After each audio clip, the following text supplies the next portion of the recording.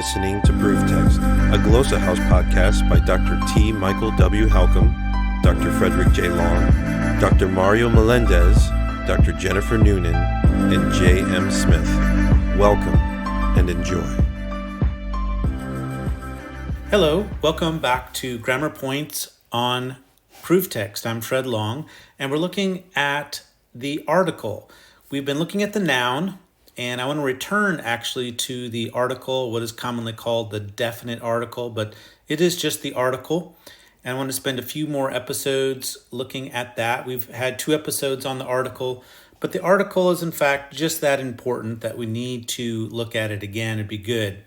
So I want to review the article endings. Remember, the article occurs about 18%, a little over 18% of the Greek New Testament, which is almost 1 out of every 5 words will be an article.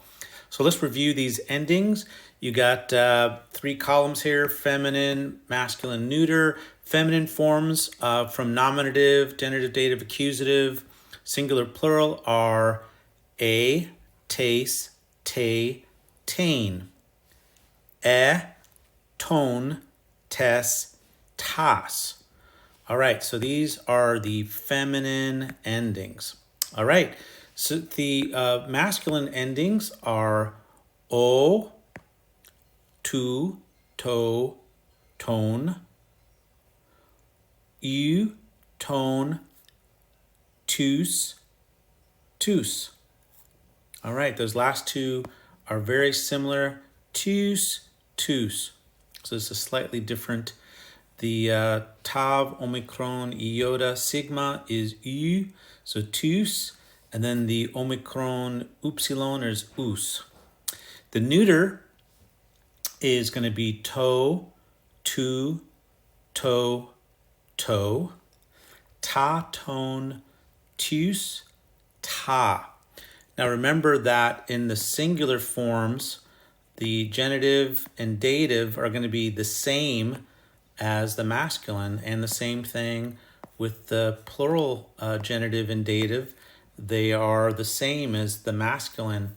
And then also remember the pattern that the neuter, nominative, and accusative forms are always going to be the same. So these are the forms of the article. They occur just over 18% in the Greek New Testament. Now, I'd like to share with you just something from my chapter 21 of my Kine Greek Grammar, Discourse, Pragmatic Use of the article. I might have already shared a little bit of this, but it's always good to review. These are principles that we can look at, and they're numbered. There's about 7 of them, I believe. Yep, 7. And the basic rule is that when you introduce someone into the discourse, a participant or some entity, you do it without the article. That is, it's anarthrous. So you introduce something new into the discourse without the article, anarthrous. Then you continue to refer to that entity. The default is you continue to refer to that with the article. Okay, we could call this the anaphoric use. So anaphoric is when the article refers back to something that's already been identified. Now, some people, some participants are so important that they achieve what's called a global, very important participant status. And so once they've been introduced into the discourse, they retain the article with it because they are known. They are known in the discourse. Now, some other participants or entities, they get introduced without the article, and then they have a local article use, but then they might drop out of the narrative or the discourse. And then, in other words, they're not the main person that the story is about. And so then they need to be reintroduced with an anarthrous use. So that's principle number 5, is, unless they're a global or local very important participant, once someone is removed from a scene, they later need to be reintroduced by an author's identification, so without the article. Now, once someone is known in the discourse and you would expect them to have the article, you can emphasize their agency or their participation or something in the discourse by lack of the article. So the lack of article, the anarthrous use with somebody that's known, tends to emphasize their activity. Now, there are a few exceptions to this, such as set phrases, and then indeclinable names may be expectantly or unexpectedly articular, since the article may be used to help indicate the noun's case.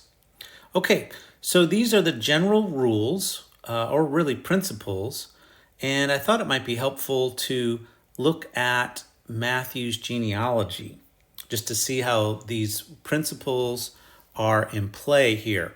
So here's a look at Matthew's genealogy, and we see that there's actually no articles here at all. So the book of the genealogy of Jesus Christ, son of David, son of Abraham. So a lot of introduction of things there, and so Abraham is introduced. So we would normally expect in the next instance of Abraham the lack of article, but there is no article, probably because Abraham is doing something here. He's begetting. He is siring Isaac. Now, this use of the article, we might think with Isaac, ton Isaac, we might think that Isaac, since Isaac is being introduced into the discourse, that he would not have the article, right? Be anarthrous. But we're going to see that, in fact, when someone is being born into the discourse, like born, said that they're sired or begotten, that each time they're going to have the article. And so I'm looking at these uses throughout the text here where the person sired or begotten has the article.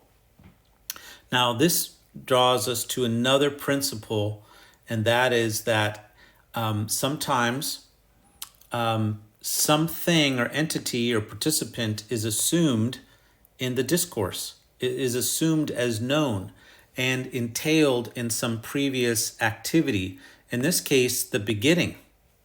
So Abraham begot Isaac, the Isaac. So as soon as we are in the realm of Abraham and begetting, we know it would be known that the person begot is known from that activity. So that's why that has the article.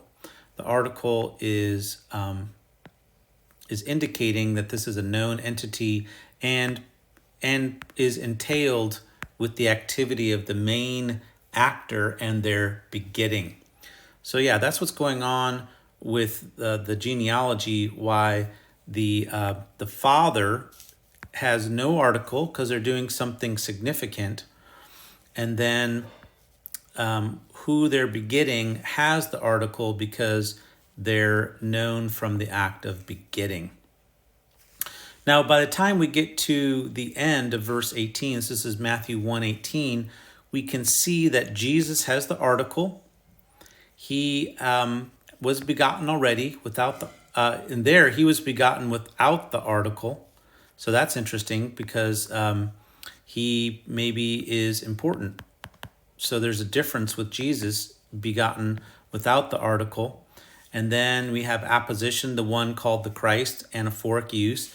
And then we have Jesus with the article. So, tu de Jesu Christu e Genesis. So remember, Genesis or genealogy in verse 1 had no article, But now we're at the end of this, and it does have the article because it's referring back. And then Jesus, the Christ, is also a known entity at this point. There's some interesting things. We see Mary is introduced, and she's introduced without the article. But then when she's referred to again, we have the mother of Jesus having the article, his mother Mary, to Joseph. Well, these are just some of the principles of article use, and just looking at the example of Matthew's genealogy. Hope you found that helpful, and hope to have you listen to us and watch us next time. Thanks. Interested in growing your ancient language skills but not sure where to start? Glossa House can help. From illustrated readers and short stories to lexicons and grammars, Glossa House offers a variety of resources for beginning, intermediate, and experienced ancient language learners. Head to glossahouse.com today. Glossa House, language resources for the global community.